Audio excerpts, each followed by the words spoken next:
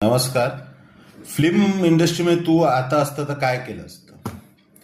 सकाळी लवकर उठला असतो, काय डेली रुटीन केलं असतं आणि ऑफलाईन ऑनलाईन ऑडिशन दिली असती, इंट्रो दिला असता, फिरलो असतो, स्ट्रगल केलं असतं. दुसरं म्हणजे मित्र आणि नातेवाईकांकडे जाणं कमी केलं असतं, कारण हीच मित्र आणि नातेवाईक तुम्हाला दगा देतात, घात करतात किंवा ते तुम्हाला समजत नाही. तिसरी गोष्ट हे सांगितली असती की पहिलं फायनान्शियल स्टेबिलिटीच्या गोष्टी बघितल्या असत्या किंवा साईड बिझनेस केला असता किंवा नोकरी केली असती.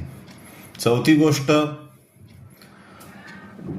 जे काम मिळालं ते प्रामाणिकपणे केलं असतं आणि झोकून देऊन केलं असतं. पाचवी गोष्ट, माणसं ऑब्झर्व केली असती. सहावी गोष्ट,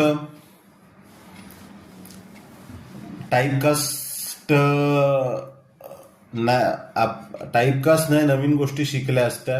सातवी गोष्ट, ऑर्डर फॉलो केलं असतं.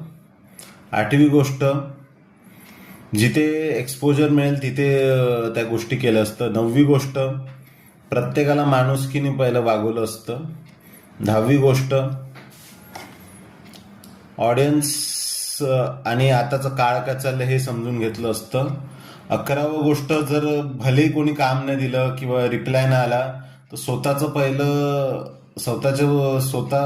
काहीतरी केलं असतं, म्हणजे काही डिरेक्ट किंवा काय आता जे मी बोलतो ते केलं असतं. 12वी गोष्ट,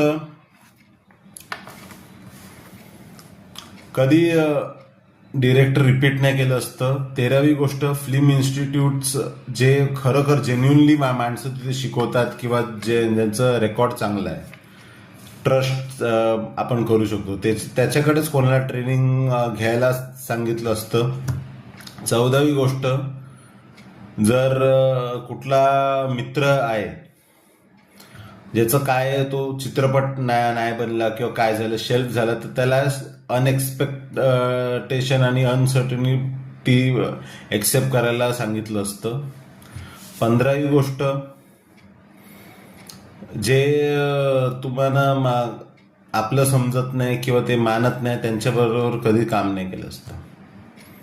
आजचं एवढंच बोलतो. It's not about the film industry, it's about any industry you work, त्याचे रूल आणि एटिकेट्स.